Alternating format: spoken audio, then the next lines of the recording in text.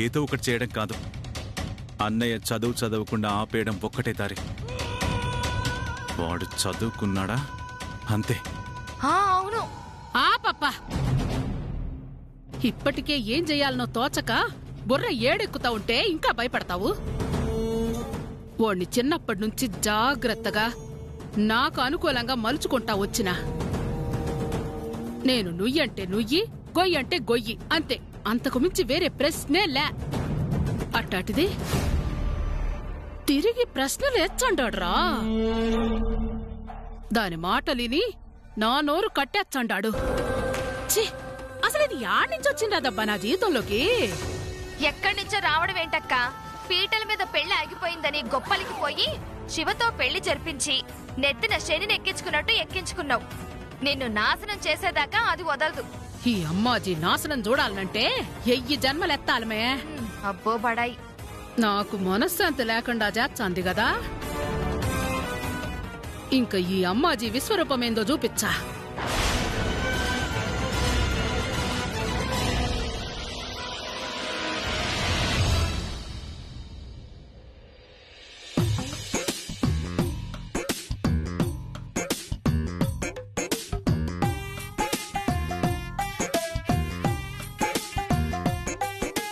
ఏంటలా చూస్తున్నారు రాయకుండా? ఇవేంటివి? అంకెలు. ఇవి ఎక్కాలు. మరి అవి లెక్కలు. లెక్కల్ని ఇంగ్లీష్ లో ఏమంటారు? ప్రాబ్లమ్స్. ప్రాబ్లమ్స్ ని తెలుగులో ఏమంటారు? సమస్యలు.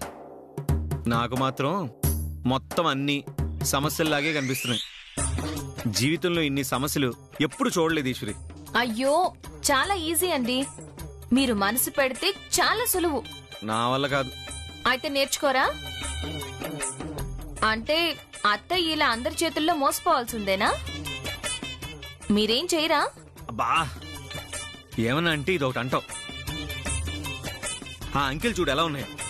మొత్తం కాలకేయులందరూ కలిసి ఒకేసారి దండెత్తుకుంటూ వస్తున్నట్లేదు. రానివ్వండి, అప్పుడు మీరు బాహుబలి అయితే సరి. నువ్వు ఎన్నైనా చెప్పు, నాకు మాత్రం ఈ అంకెలు చూస్తుంటేనే వణుకొచ్చేస్తుంది. ఈ అంకెలు నేర్చుకోకుండా వేరే దారి లేదా? అంకెల్ నేర్చుకో.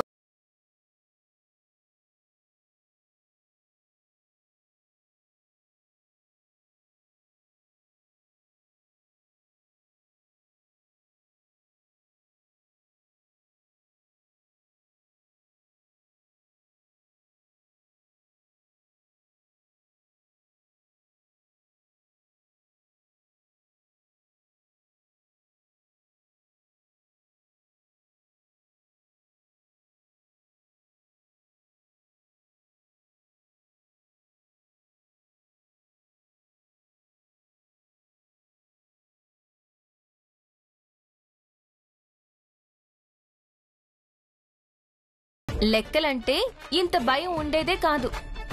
అయినా ఇప్పుడు కరెక్ట్ పనిలేదులేండి. మీరు రోజుకి ఎన్నిసార్లు కనురెప్పలు కొడతారు? అదిగో మళ్ళీ లెక్కలు అడుగుతున్నావు చూడు. అసలే నాకు లెక్కలు రావుంటే. అది కాదండి, మీరు కన్ను కొడతారు కదా. కన్ను కొట్టడమా? నేనా?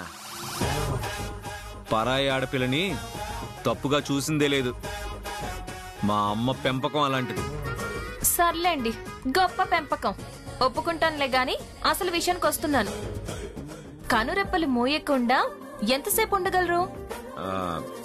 కళ్ళలో ఏది పడకపోతే చాలాసేపు ఉంటాను. సరే చూద్దాం. దీన్ని బట్టి తెలిసిపోతుంది మీకు ఏకాగ్రత ఉందో లేదో. రండి కూర్చోండి.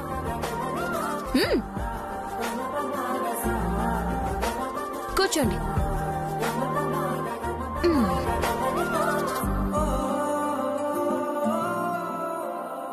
ఇప్పుడు నా కళ్ళల్లోకి మీరు కళ్ళు పెట్టి చూడండి. మీ కళ్ళల్లోకి నేను కళ్ళు పెట్టి చూస్తాను. ఇద్దర్లో ఎవరు ఎక్కువసేపు కళ్ళార్పకుండా ఉంటే వాళ్ళకి ఎక్కువ ఏకాగ్రత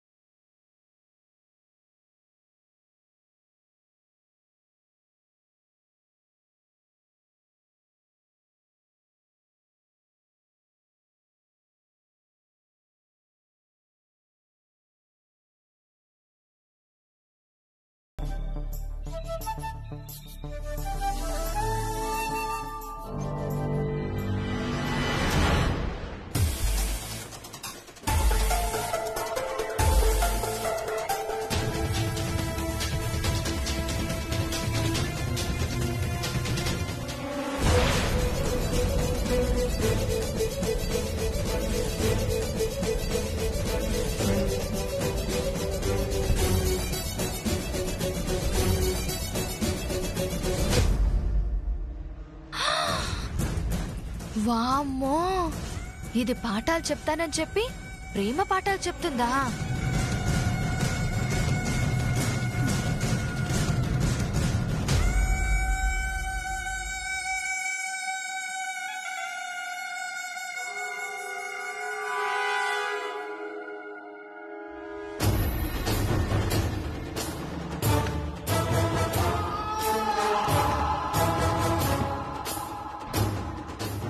పిన్ని లోపల ఏం చూస్తుంది? అంత కంగారుగా వెళ్తుందేంటి?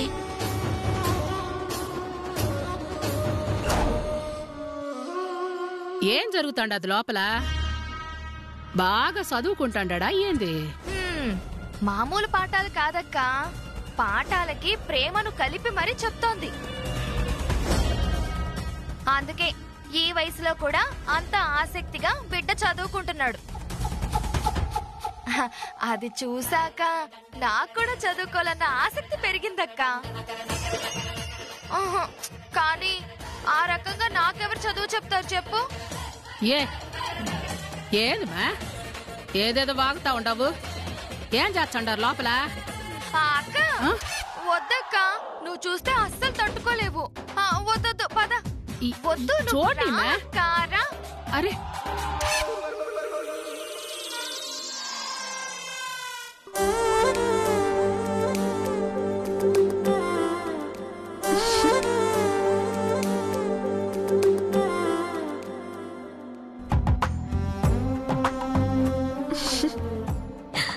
ఏం చూస్తున్నావు లావణ్య?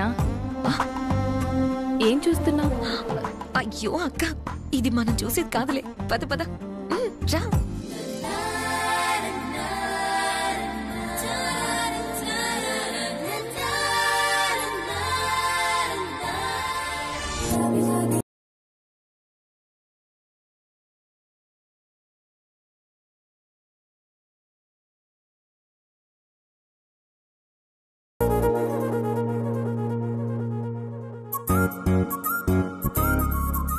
అమ్మో, ఇంతసేపు కనురెప్ప వేయకుండా అలా ఎలా ఉండగలిగారండి బాబు? మీరు చాలా గ్రేట్. మీకు చాలా ఏకాగ్రత ఉంది.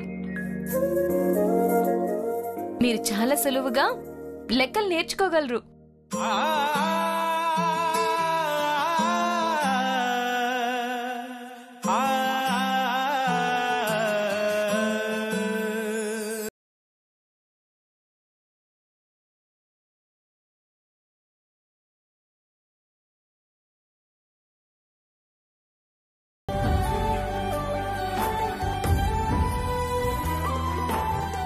అయ్యి బాబోయ్, ఆ కళ్ళేంట్రా బాబు?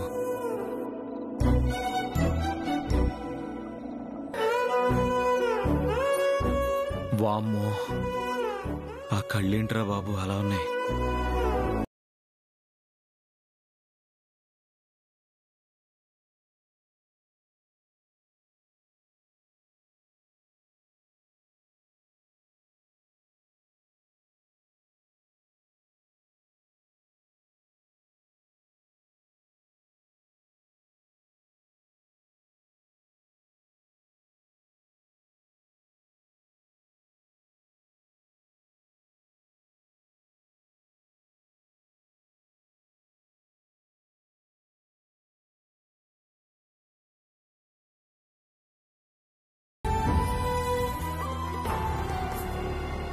ఏమైందిరా? చూడు.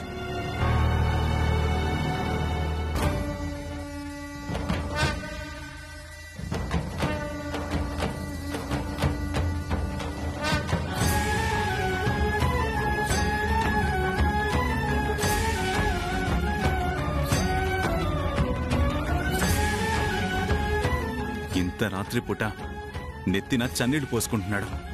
దయ్యమేమైనా పట్టిందా? పదప్పా. శివ ఆగప్పా. శివ శివ ఈ చెరువులో చన్నీళ్ళు పోసుకుంటాండావేమి? ఏమైనాదప్ప నీకు?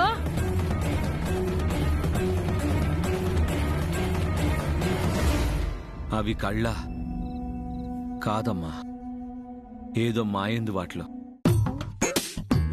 5 నిమిషాలు కన్నార్పకుండా చూశానో లేదో ఏవేవో లోకాల్లోకి వెళ్ళొచ్చినట్టుంది. అవి కళ్ళు కాదు.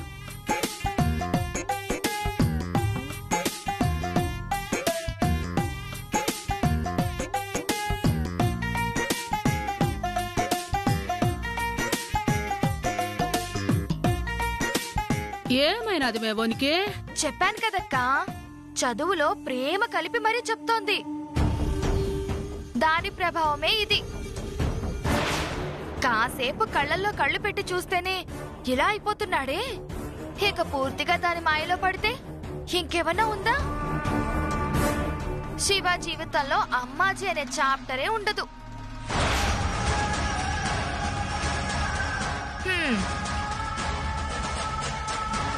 నువ్వేమో ఇలా కోపంగా చూడు, అదేమో ప్రేమగా బుట్టలో వేసేసుకుంటుంది. ఇదెక్కడ చదువో, నేను ఇంతవరకు ఎక్కడా చూడలేదు.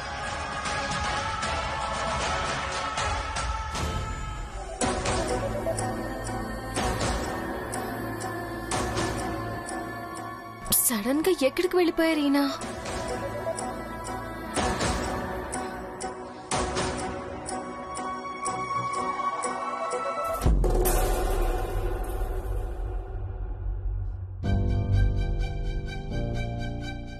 అయ్యో, ఒళ్ళంతా ఇలా తడిచిపోయిందేంటి? ఏమైంది? బయట వర్షం ఏమన్నా పడుతుందా? లేదు, నేనే పోసుకున్నా. మీరు పోసుకున్నారా? ఈ టైంలోనా? ఎందుకు ఇంత రాత్రిపూట చలిలో తలస్నానం? జలుబు చేయదు?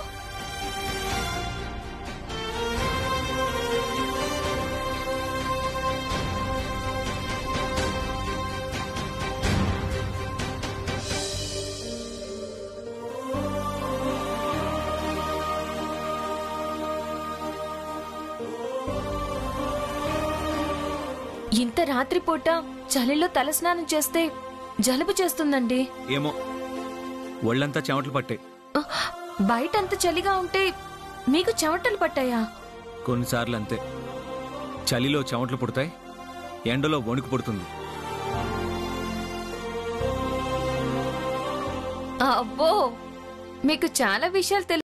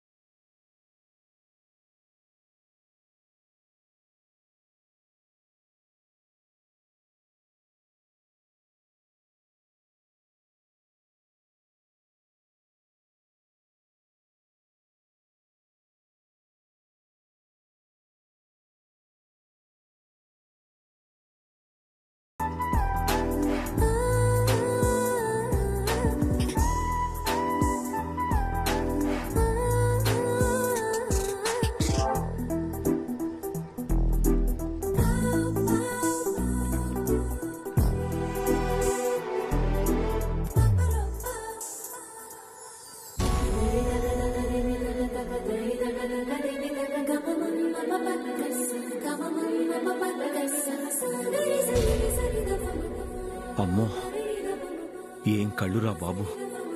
కళ్ళు మూసినా తెరిచినా అవే. ఓర్ నాయనో!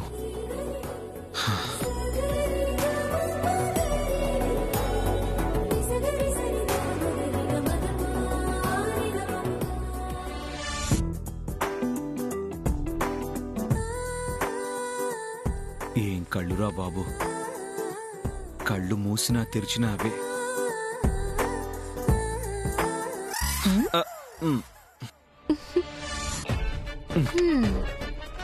బాగా డిస్టర్బ్ అయినట్టున్నారు. ఈ మాత్రం డిస్టర్బ్ అయితే చాలు, దారిలోకి వచ్చేస్తారు. అప్పుడు అమ్మాజీ కాదు కదా, ఆవిడ జేజం వచ్చినా ఏమీ చేయదు.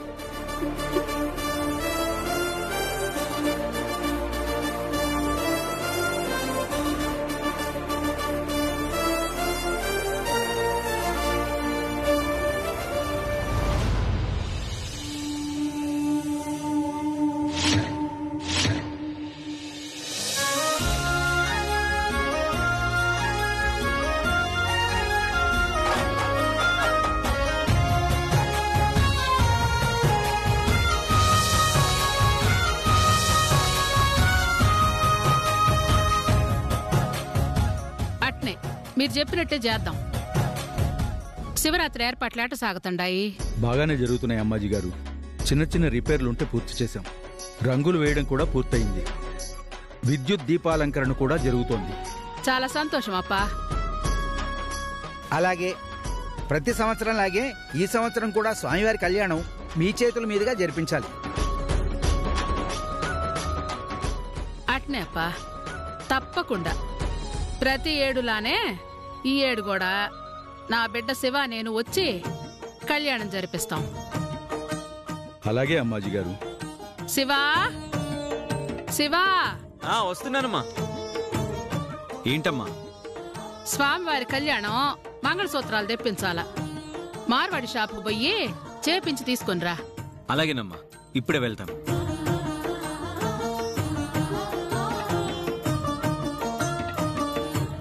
మీరు పోయి ఆ ఏర్పాట్లు చూసుకోండి. ప్రతి ఏడు మాదిరే ఈ ఏడు కూడా అంగరంగ వైభవంగా ఉత్సవాన్ని జరిపిద్దాం. అలాగే అమ్మాజీ గారు. వెళ్ళొస్తామమ్మా. మంచి వెళ్ళొస్తామమ్మా.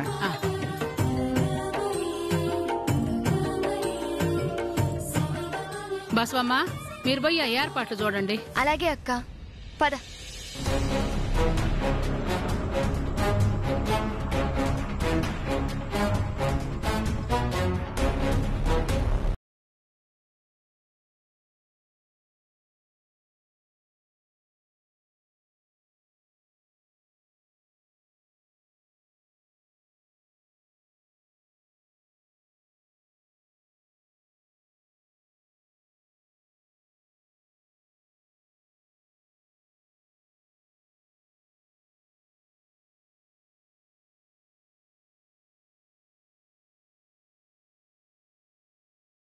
అమ్మాజీ మమ్మల్ని ఎవరిని గుళ్ళోకి రానివ్వదు. అదేంటత్తయ్యా, గుడి ధర్మకర్తల కుటుంబం వాళ్ళు ఉత్సవం జరిగే రోజున గుడికి వెళ్ళకపోవడం ఏంటి? ఎంత హోదా ఉన్నా రాత ఉండాలి కదమ్మా. మాకు లేదు. అంటే మీరెవరూ వెళ్లకుండా అమ్మాజీ ఆయన మాత్రమే వెళ్లి కళ్యాణం జరిపిస్తారా? అవునదినా, అమ్మాజీ పెద్దమ్మ, ఓబులేష్ అన్నయ్య వెళ్లి కళ్యాణం జరిపిస్తారు. శివకు కూడా ఆ భాగ్యం లేదమ్మా. పేరుకు మాత్రమే శివతో చేయిస్తానని తీసుకువెళ్ళి సరిగ్గా కళ్యాణం జరిగే సమయానికి ఏదో ఒక పని మీద బయటికి పంపించేసి తన కన్న కొడుకు ఓబులేష్తో జరిపిస్తుంది. ఇది చాలా దారుణం అత్తయ్యా. మరి ఆయనకి ఎందుకు ఇదంతా అర్థం కావడం లేదు? అర్థం కాదమ్మా. ఎందుకంటే కళ్యాణం కన్నా అమ్మాజీ చెప్పిన పనే ముఖ్యం కదా. ఆ భ్రమలో ఉంటాడు శివ. ఈ పిచ్చి మహారాజుకి అదే నిజమనుకుని వెళ్ళిపోతాడు. మా త్రిపురక్కకి ఇష్టమైన పండుగ ఇది. చిన్నప్పుడు శివని ఒళ్ళో కూర్చోపెట్టుకొని మీ మామయ్య గారితో కలిసి జరిపించేది. అంతే. ఆ తర్వాత మళ్ళీ ఆ కళ్యాణ వేడుక కళ్ళారా చూసిందేలే. పాపం అమ్మా నాన్నలకి అన్నయ్యతో కలిసి కళ్యాణం జరిపించాలని కోరికొదినా ప్రతి సంవత్సరం అనుకుంటారు, కానీ ఎప్పటికీ తీరదు.